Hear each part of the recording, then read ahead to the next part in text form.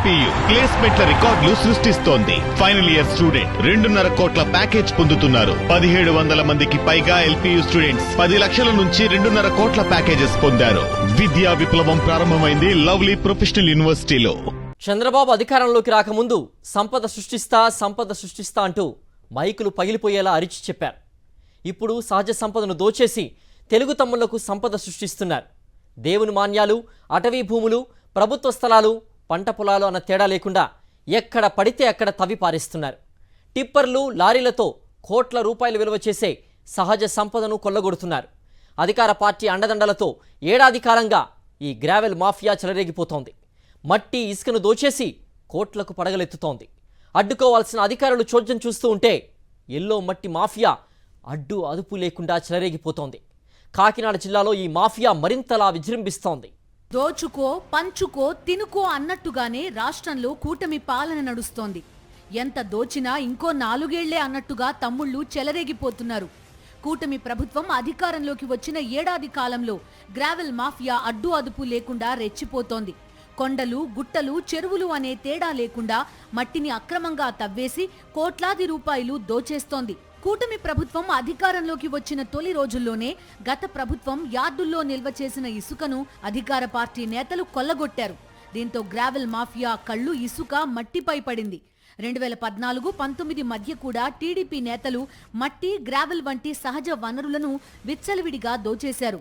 చెరువులను అయితే గనులను తలపించే రీతిలో తవ్వేసి ఎంతో మంది ప్రాణాలు కోల్పోవడానికి కారణమయ్యారు. ఇప్పుడు అంతకు మించి అన్నట్టుగా దోచుకుంటున్నారు. ఈ చర్యలను అడ్డుకోవలసిన రెవెన్యూ, పోలీస్, మైనింగ్, ఇరిగేషన్ శాఖల అధికారులు చూసి చూడనట్టుగా వ్యవహరిస్తున్నారు. మరికొందరైతే ఆ గ్రావెల్ మాఫియాతో చేతులు కలిపి సహజ వనరుల దోపిడీకి సహకరిస్తున్నారు. ఈ గ్రావెల్ మాఫియాకు స్థానిక నేతలు, కూటమి ప్రభుత్వ పెద్దలు అండదండలు పుష్కలంగా అందిస్తుండటంతో ఎవరూ ఈ దోపిడీని ఆపే ప్రయత్నం చేయలేకపోతున్నారు. కాకినాడ జిల్లాలో ఈ గ్రావెల్ మాఫియా అరాచకాలు తారస్థాయికి చేరుకుంటున్నాయి. పెద్దాపురం నియోజకవర్గంలోని రామేశ్వరం, ఆనూరు, కొండపల్లి, ప్రత్తిపాడు నియోజకవర్గం నెల్లిపూడి, తుని నియోజకవర్గంలో తూర్పు కనుమలలో ఉన్న ఎర్రమట్టి కొండల్ని పిండి చేసి లారీల ద్వారా రియల్ ఎస్టేట్ భూములకు తరలించేస్తున్నారు. కాకినాడ రాజానగరం జాతీయ రహదారి విస్తరణ కోసమని కొందరు అనుమతి తీసుకుని దాని ముసుగులో అక్రమ మైనింగ్ చేపట్టి విలువైన ఎర్రమట్టిని ఇష్టానుసారం తవ్వేస్తున్నారు. ఇంత జరుగుతున్నా స్థానిక కూటమి నేతలు అడ్డుకునే ప్రయత్నం చేయడం లేదు. ఎందుకంటే అదంతా వెనకుండి చేయిస్తోంది, అందులో మేజర్ వాటాలు తీసుకుంటోంది, కోట్ల రూపాయలు వెనకేసుకుంటోంది వాళ్లే కాబట్టి. ప్రభుత్వం ఆదాయం పెంచుతాను, ప్రజల ఆదాయం పెంచుతాము అని చెప్తే ప్రజల ఆదాయాలు పెంచడానికి, ప్రజల కొనుగోలు శక్తి పెంచడానికి ఒక ప్రయత్నం చేయాలి. కానీ వాళ్ళ పార్టీ నాయకులు, వాళ్ళ పార్టీ కార్యకర్తల ఆదాయం పెంచడానికి, సంపాదన పెంచడానికి, కమిషన్లు పెంచడానికి ఒక ప్రయత్నం జరుగుతుంది. ఇది అత్యంత దుర్మార్గం అని చెప్పి మేము తెలియజేస్తున్నాం. ప్రకృతిని కాపాడాల్సిన బాధ్యత, పర్యావరణాన్ని కాపాడాల్సిన బాధ్యత ప్రభుత్వం మీద ఉంది. అది ఆ ప్రయత్నం చేయకపోతే మొత్తం ప్రజానీకం అందరూ కూడా నాశనం అయ్యే పరిస్థితి వస్తుందని చెప్పి మేము సిపిఎం పార్టీగా తెలియజేస్తాం. గ్రావెల్ మాఫియా దోపిడీ ఇక్కడితో ఆగిపోలేదు. పెద్దాపురంతో పాటు జగ్గంపేట, ప్రత్తిపాడు, పిఠాపురం నియోజకవర్గాల్లో చెరువులు, మట్టి అందిన కాడికి తవ్వేస్తూ దోచేస్తున్నారు. రైతుల పొలాలు మెరక చేసుకుంటామని అనుమతి తీసుకుని పెద్ద ఎత్తున చెరువు మట్టి తవ్వేసి ఇటుక బట్టీలు, కడియం నర్సరీలకు తరలిస్తున్నారు. పిఠాపురం రూరల్ ఎఫ్కే పాలెంలో చెరువు మట్టిని తవ్వేందుకు ఇటుక బట్టీల యజమానులు చేసిన ప్రయత్నాన్ని అక్కడి రైతులు మూకుమ్మడిగా అడ్డుకున్నారు.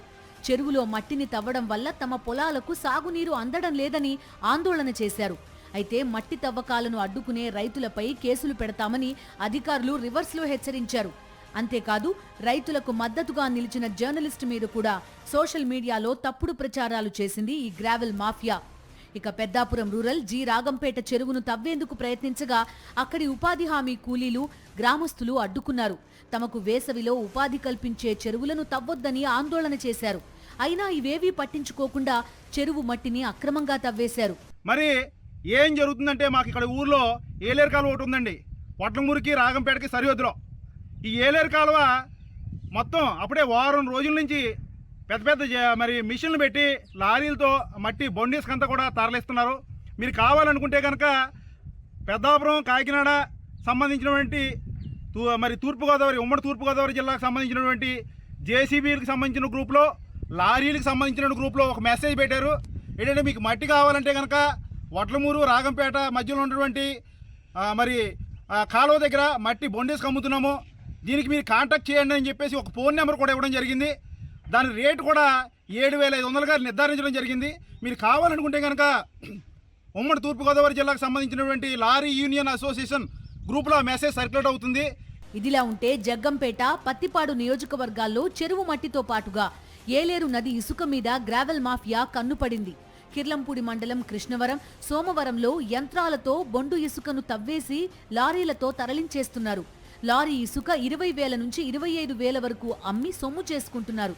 దీంతో పాటుగా జగ్గంపేట, కృష్ణవరం, టి రాయవరం, తుని నియోజకవర్గం బెండపూడి, ప్రత్తిపాడు మండలం టి రాయవరంలో పోలవరం ఎడమ కాల్వ కోసం తవ్వి గుట్టగా పోగేసిన మట్టిని అధికార పార్టీ నేతల అండదండలతో తరలించుకుపోయారు. లారీ మట్టి 5,000 రూపాయలు, ట్రాక్టర్ మట్టి 2,500 రూపాయలు చొప్పున అమ్మకాలు చేసి రియల్ ఎస్టేట్ భూములకు తరలించేశారు.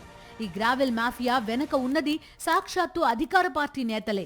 అందుకే అధికారులు సైతం చూసి చూడనట్టుగా వ్యవహరిస్తున్నారు.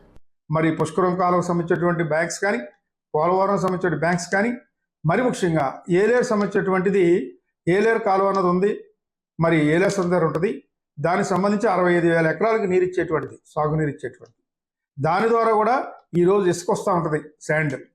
ఆ శాండ్ను కూడా అన్యాయంగా అక్రమంగా తరలించే కార్యక్రమాలు పగలనగా రాత్రనగా 24 గంటలు కూడా అక్కడ అక్రమాలు జరుగుతూ ఉన్నాయి, తోలకాలు జరుగుతూ ఉన్నాయి. మరి ఈరోజు అధికారులు మరి ఏ రకమైనటువంటి చోద్యం చేస్తున్నారో మాకు అర్థమవుతున్నది. ఈరోజు మేము ప్రతిపక్ష పార్టీగా ప్రశ్నిస్తూ ఉన్నాం, అధికార యంత్రాంగం ఏం చేస్తుంది?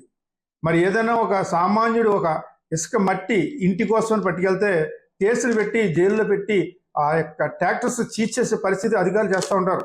కేవలం ఏడాది కాలంలోనే సహజ వనరుల దోపిడీతో కోట్లాది రూపాయలు వెనకేసుకుంది ఈ గ్రావెల్ మాఫియా. ఒక్క కాకినాడ జిల్లాలోనే పరిస్థితి ఇలా ఉంటే రాష్ట్ర వ్యాప్తంగా అధికార పార్టీ అండదండలతో ఈ మాఫియా ఎంతలా చెలరేగిపోతోందో, ఎంతలా దోపిడీ చేస్తోందో అర్థం చేసుకోవచ్చు.